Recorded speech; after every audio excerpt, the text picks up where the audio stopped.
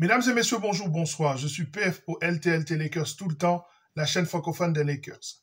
Je reviens ce matin pour vous parler d'un move qui a été effectué hier soir. Les Lakers ont signé un joueur. Peut-être que ça paraît tout à fait anodin, mais je pense que le front office et le coaching staff ont identifié un problème. Un problème que j'ai pointé hier lors de ma vidéo sur le débrief du match face à Golden State. Les Lakers n'ont pas quelqu'un qui est capable de défendre sur un meneur rapide ou un arrière rapide. Ils ont des ailiers avec des longs bras qui posent problème à ces arrières, mais il leur faut quelqu'un qui soit pot de colle sur le meneur de l'équipe adverse. Je vous parlerai donc de Jordan Goodwin.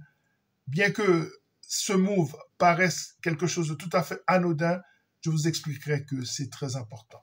Lakers tout le temps, c'est tout de suite. Step 1, wake up early, gonna rise with the sun. Step 2, get some good, some food in you. Step 3, think real hard about what you wanna be. Step 4, everybody just do your thing. Wake up, today's gonna be a good day.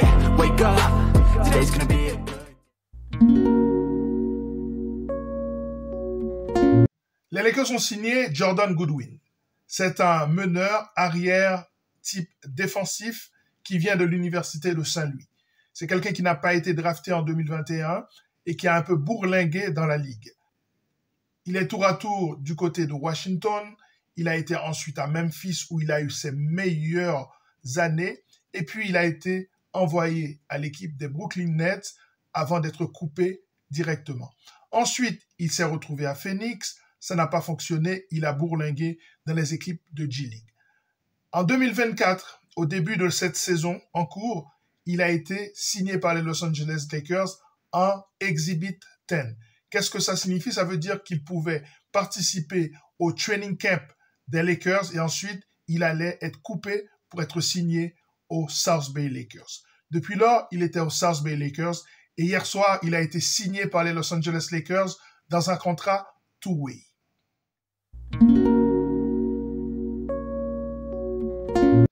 Pour rappel, un contrat two-way vous permet de faire deux chemins, d'où le fait que ça s'appelle two-way. Vous avez deux chemins. Le chemin vers la G-League dans l'équipe South Bay des Lakers et un autre chemin vers la NBA. En principe, ce sont des joueurs qui jouent la moitié des matchs du côté de l'équipe première et l'autre moitié du côté de l'équipe de G-League.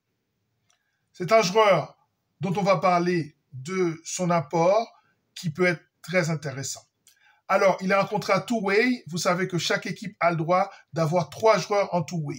Jusqu'ici, nous avions Christian Koloko en two-way, nous avions Armel Traoré en two-way et nous avons Jamison en two-way.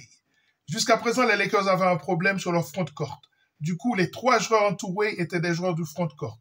Traoré est un 4-5, un joueur que j'aime beaucoup, qui malheureusement a fait les frais de ce nouveau ajustement stratégique. Et donc, Jordan Goodwin a pris la place d'Armel Traoré dans les 3 joueurs qui sont habilités à jouer à la fois pour les Lakers et pour l'équipe de G-League.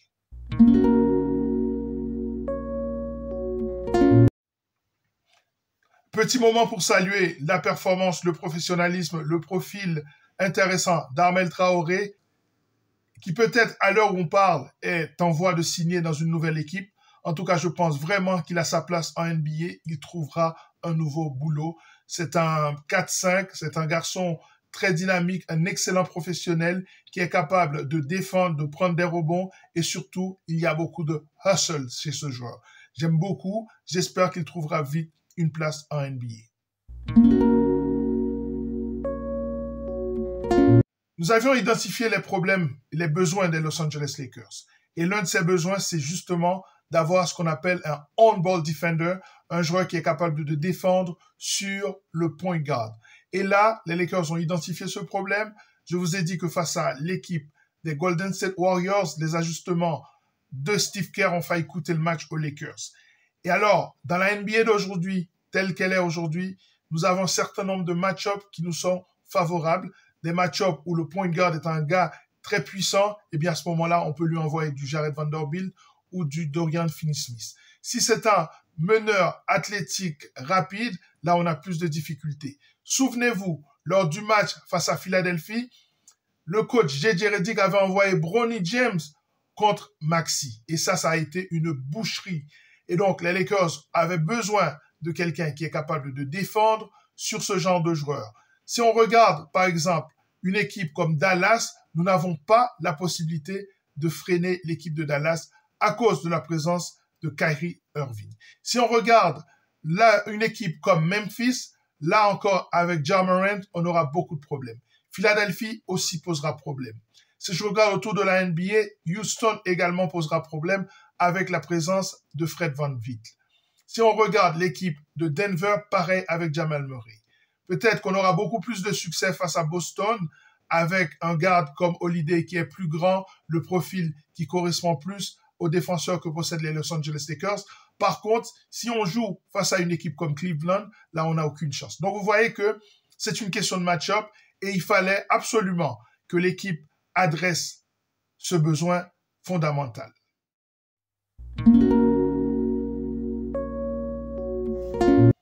Avant de parler du profil du joueur, c'est-à-dire de son profil défensif, de ce qu'il est capable d'apporter justement pour résorber ce problème, eh bien, disons que la présence de Goodwin dans cette équipe n'est pas du tout la fin du 15e roster spot qui a été créé lors du trade avec Charlotte, où 2 joueurs des Lakers sont partis à Charlotte et un seul joueur, en l'occurrence Mark Williams, est revenu du côté des Lakers. Ça avait permis aux Lakers d'ouvrir un spot dans leur effectif en prévision du buyout market. Je vous promets de vous faire une vidéo sur le buyout market parce que je pense qu'il y a quelques confusions. Il y a des joueurs que les Lakers n'ont pas le droit de signer. On en parlera dans une prochaine émission, c'est promis, parce que je pense qu'il faut vraiment lever le voile sur ces confusions-là. En tout cas, donc ça veut dire que ce roster spot est toujours ouvert. Ça veut dire aussi que les Lakers peuvent prendre un joueur qui était en two-way et le convertir en un joueur avec un contrat peut-être partiellement garanti, mais qui rentrera dans les 15 pour les playoffs.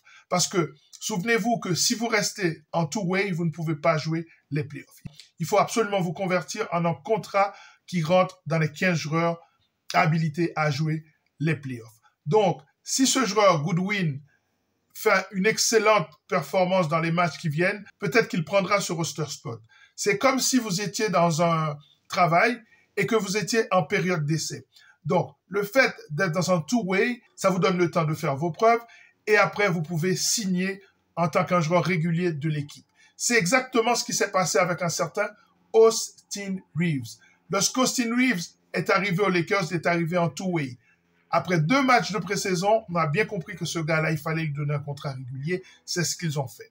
Donc, dans ce schéma-là, peut-être que c'est Jamison qui prendra le 15e spot. Peut-être que c'est Koloko. Peut-être que c'est tout simplement ce jeune joueur de 26 ans, à savoir Jordan Goodwin. Ou bien, ce spot reste et les Lakers peuvent aller chercher quelqu'un sur le marché du buyout, sachant qu'il y a des restrictions en raison du niveau de l'éperon de l'équipe des Lakers. Je vous expliquerai tout ça dans une prochaine émission.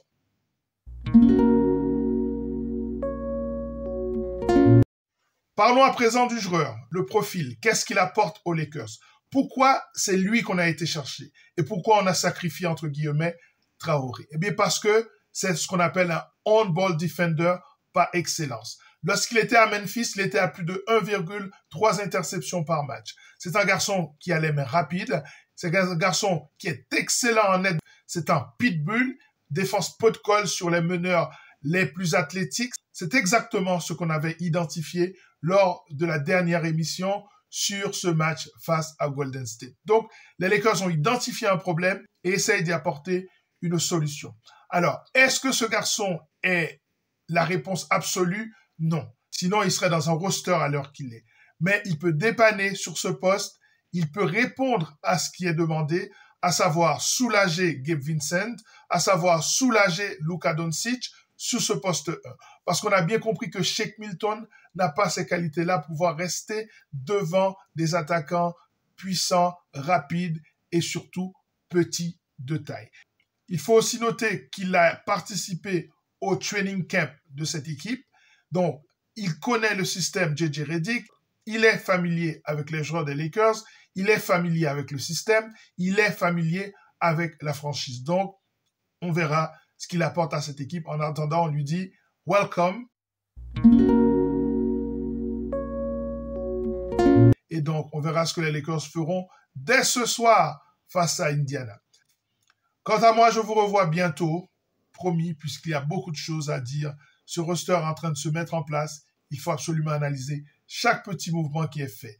Rob Pelinka est rentré dans une forme de jeu d'équilibriste, enlever certains pions pour en apporter d'autres, afin de trouver un équilibre complet à ce roster où il ne manque pas grand-chose pour être vraiment un contender. Il faut bien comprendre ça. Peut-être qu'il faudra aussi parler du poste 5, mais en tout cas, les Lakers sont en train de faire ce qu'il faut pour essayer d'améliorer le plus possible ce roster. À très bientôt.